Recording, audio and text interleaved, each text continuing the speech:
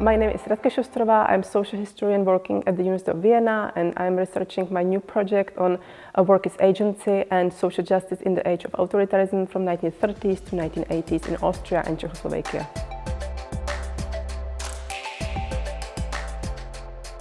Well, I grew up in Liberec, close to the German border, and which probably is not so important for my interest in history, but the family history, family memory sparks my interest in doing or conducting history as a professional.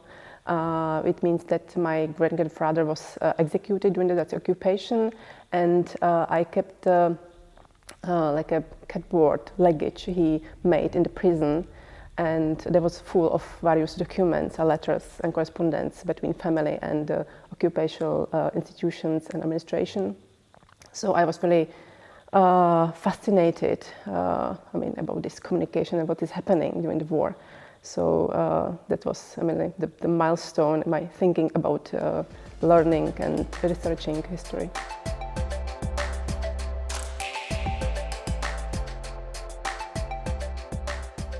I try to tell the completely different story what we know so far from our colleagues, all the historians, because I realized that there are substantial continuities in social policies and social welfare in Bohemian lands, and also that and it was officially provided towards the majority of population living in the Bohemian lands, which means Gentile Czechs and Germans.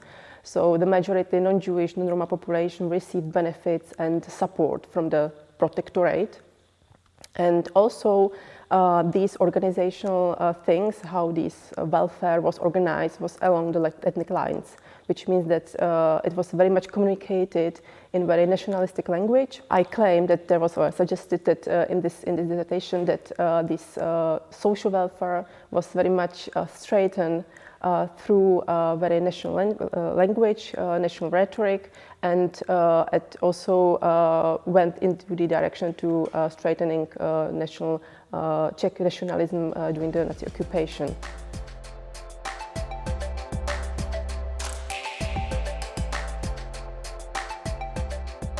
Well, gender equality and women's emancipation always played a role in the 20th century.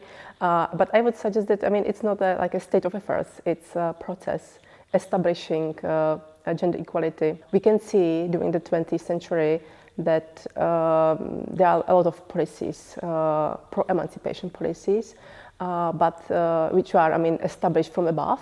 But this is one side of these things. But there is also the practice. So we can see that not always what is established is really also done in the practice. So I can see that this equality, gender equality or gender order is something what not really tells us what is happening in practice. So we can always very often say that state social Czechoslovakia was very pro-emancipatory, but on the other side, the practice in the workplace, for instance, was completely different.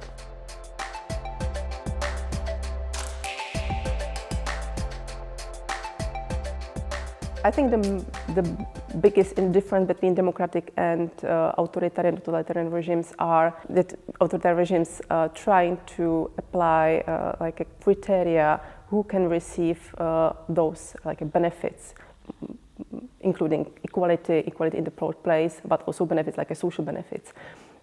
And for authoritarian regimes, it's always like a criteria of race, nationality, and also class or social class, and also gender sometimes. So we can see that democratic regimes offer a little bit more space to achieve this equality, and authoritarian regimes try to apply this criteria. But still, there are some space to achieve this social equality or social justice. So I think we can see mostly these like a continuity and try to find out the nuances and differences in the practice cultural.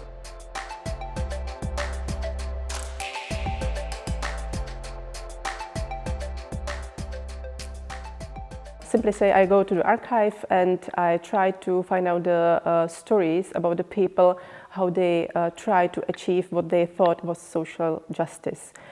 So there are various cases. I cannot say that people were just or they were right in particular situation, but I can see what kind of languages and strategies they used to achieve this social justice, even though there was a National Socialist government, there was communist government, there was democratic government in post-war Austria.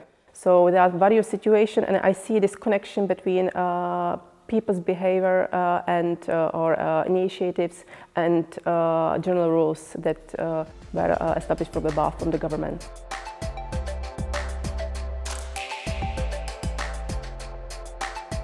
I go physically to the archives and because they are not digitalized, so I really need to go there. It's not like an option to do it. And well, I prefer to go to the archive because I always make a notes, and it gives me a little bit more like a broader picture. I see the documents.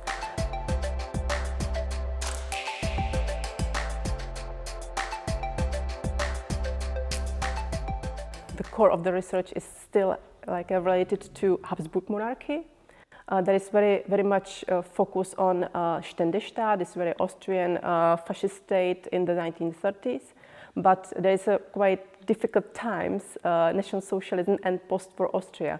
And I think that Austrians and Czechs were very similar approach to Nazi period, which means that it's not our time, it's something what Germans are responsible for. So we are not really dealing with this period critically, it's not ours.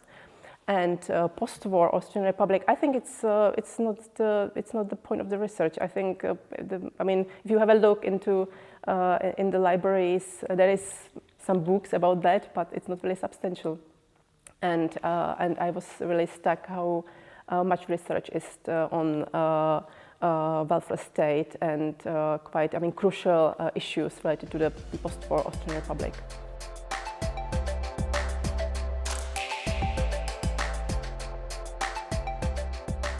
I am in Austria because I started conduct researching Austrian history, and so it makes sense to move to Austria, of course. And it's also good to have a broader perspective about research on Czechoslovakia. So I think it's very good to have at least two countries, or most maybe Central Europe at least.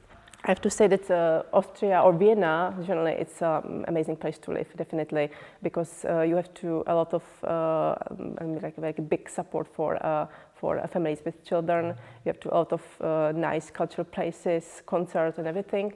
But also, I have to say, if I compare, working in Czech Republic and Austria, if I can say, conducting research in Czech Republic, it's almost like a luxury because the approaching archives and availability of archival documents is much easier in Czech Republic than Austria. So and also when I compare a state of historiography, especially post-Second World War historiography, post-Second World War histories, Czech historiography is very much advanced in comparison to Austrian one.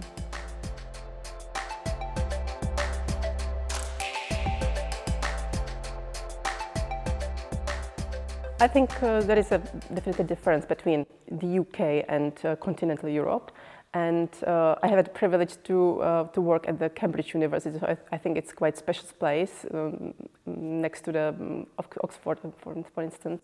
But what is maybe the biggest difference that if you have an affiliation to the college, which is a part of this, like a part of the university life, and this is mostly where the people work and live.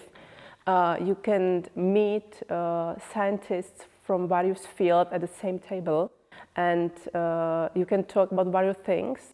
And it's not really happening that you can working in the Czech Republic or Austria or maybe Germany, and you can meet physicists or someone who is dealing with a psychologist and who is really great expert in this field, and you can discuss with them various questions. So, and I felt that the scientists there in Cambridge, they are mostly more equal, let's say, than scientists in the Czech Republic, because we see that natural scientists is a little bit more important, let's say, according to how people maybe see and understand science in general.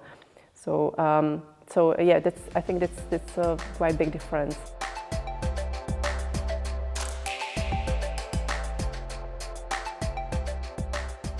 It's about how the sciences and scientists are organized, and at Cambridge and at Oxford, the people have like places or possibilities to meet, even though they are not really colleagues in the same laboratory or in the same office. And in the Czech Republic, we are really working in our field in the humanities, which is, I mean, like a quite broad area, but still I don't have much time to or opportunity to meet other people from other fields.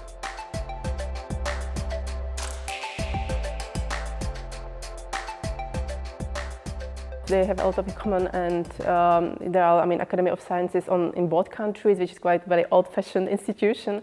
And I also feel that both countries, both institutions are a little bit quite, I mean, like closed in terms that, I mean, they really prefer to speak their own language, I mean, Czech or German. And this English-speaking science, it's not really fitting to these old-fashioned institutions. So I think there are some definitely continental, Central European similarities.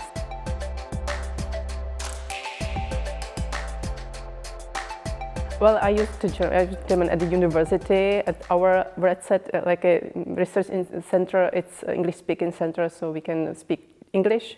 But if I need to approach my colleagues at the university, I need to speak German. If I want to go to the restaurant, I need to speak German. And if I have to communicate with the financial institutions, I also have to speak German, of course.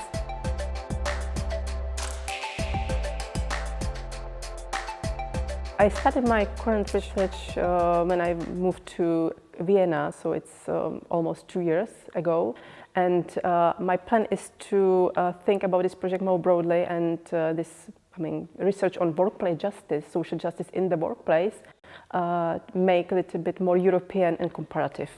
And that's my next step.